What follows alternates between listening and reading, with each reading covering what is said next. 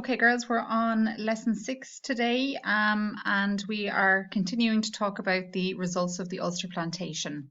So we talked the last day about the introduction of the English language. We talked about the introduction of the Protestant religion, new design on churches, more English ways of life and English traditions being brought into Ireland. And today we're going to talk about settlement patterns. So remember, if you look back to the very start, the learning outcome is about settlement and towns and how they developed because of the plantation.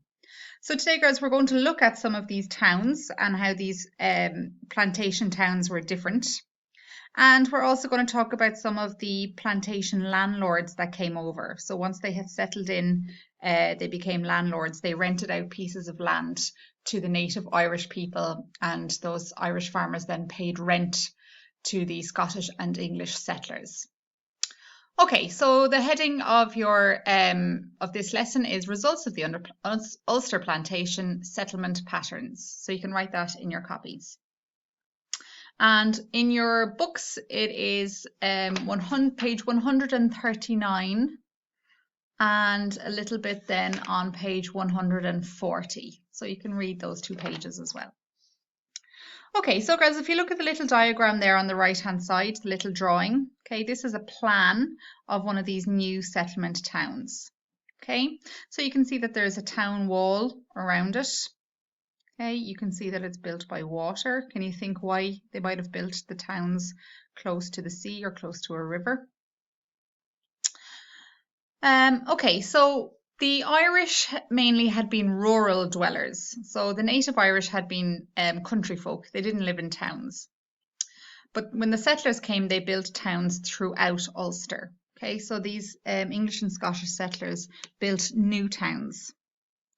These towns provided market centres and places of protection for the planters. So we learned the last day that they introduced lots of new agricultural techniques. So they planted a lot of crops and they planted different types of food from what had been going on before. So they needed to have a market then to sell these things. So in these towns, you would have a market square, okay, where buying and selling would go on. Okay, and you can see how the towns are very orderly in their layout. Towns such as Omagh, Coleraine and Strabane were built. So these are some examples of some of these new towns. Okay, so you can see that the streets were nice wide streets. Okay, they were built, you know, in a kind of a grid-like pattern. Okay, very straight. In the centre there, you would have had the town hall, and that would have been used maybe as a courthouse or used for different activities. You would have the church.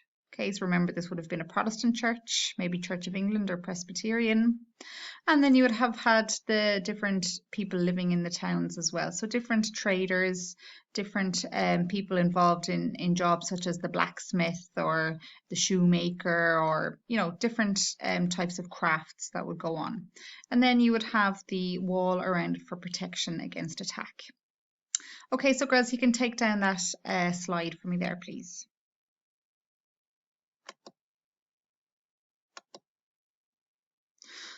Okay, here is a picture. So we looked at just a little drawing the last time, and here's an actual photograph of the town of Coleraine. So you can see here's the town hall in the centre. You can see this nice wide open square. So this is a modern day picture. You can see all the modern day shops. But back 300 years ago, 400 years ago, this wide open space here would be used for the market. So people would come in and bring in their produce to buy and sell on a regular basis.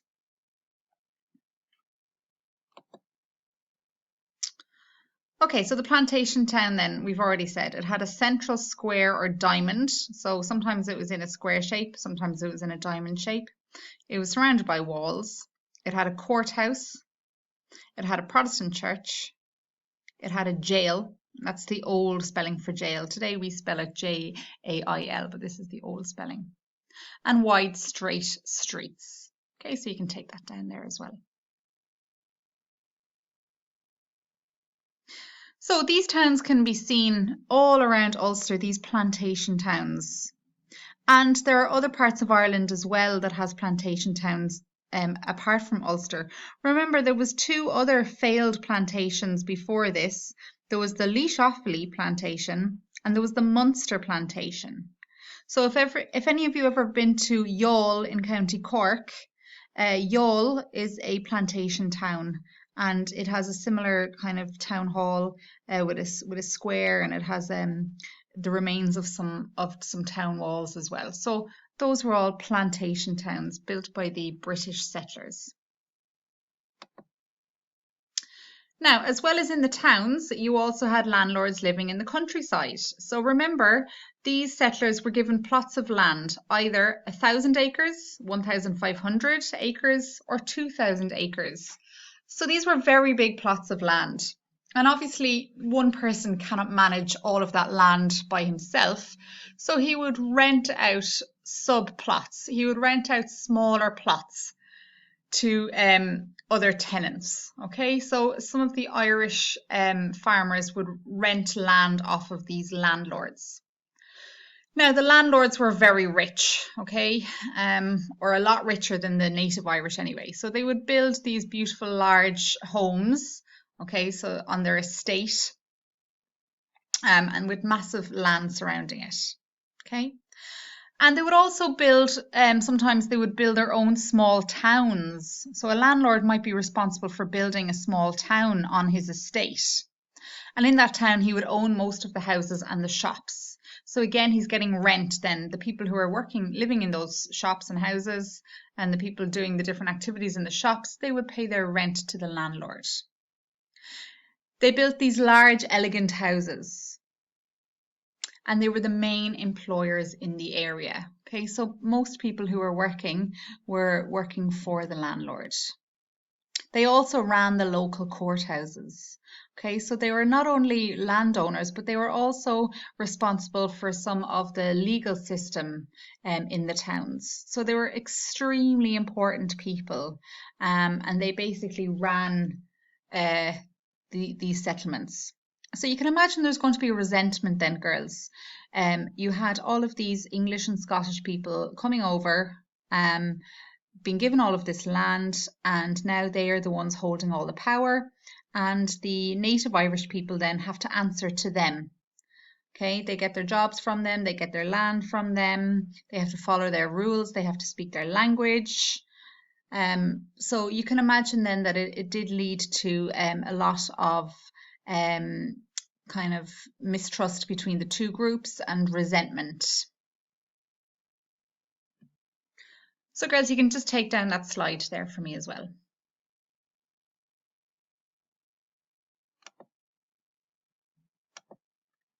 Okay girls, and then if we look more long term then, if we skip forward a few hundred years, if we skip to the last 60 years in Irish history, and the results of the Ulster plantation are still being felt in Northern Ireland. Okay, so deep and sometimes violent divisions developed between the dispossessed Irish, so the people who lost their land, and the new Protestant landowners.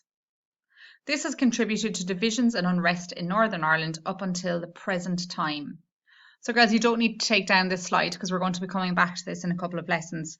But just be aware then that all of the troubles of Northern Ireland stems from centuries. This Protestant Catholic divide, it goes back hundreds of years to the time of the plantations. So that's where the Protestant Catholic divide started. Okay, so girls, that is it for today's lesson, looking at how settlement changed. And remember, of course, we talked the last day as well, we talked about how the countryside also changed, that the huge fields that were once covered in cattle roaming around had now been divided up into smaller fields with hedges and with ditches and fences around them, and there was fewer cattle and more tillage crops being grown. So in both the countryside and in the town areas, you had huge changes in settlement because of the plantation.